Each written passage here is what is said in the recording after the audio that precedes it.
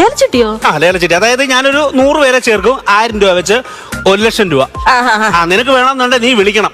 ആരെ? ദൈവത്തെ ലേലം വിളിക്കണമെന്ന്. ലേലം അല്ല, ഈ 100 പേരെന്ന് പറയുമ്പോ 100 പേരെന്ന് പറയുമ്പോ അതിന് 1,00,000 രൂപ വരും. അപ്പൊ 10,000 രൂപ പിടിക്കും, ബാക്കിയേ നിങ്ങൾക്ക് തരത്തുള്ളൂ.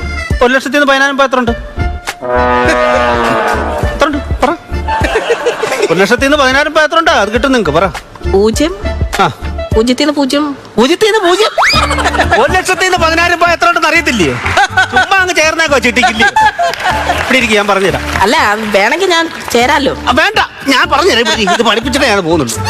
നമ്മൾ 100 പേര്, 100 പേര് 1000 രൂപ വെച്ച് 1,00,000 രൂപ ആയോ?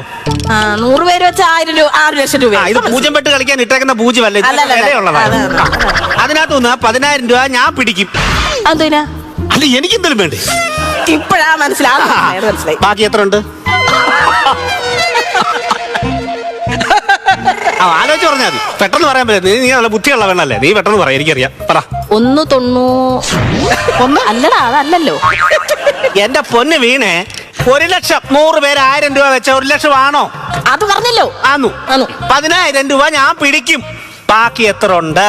നീ ആ പിടിക്കുന്നതില്ല എനിക്ക് കുഴപ്പം വരുന്നു.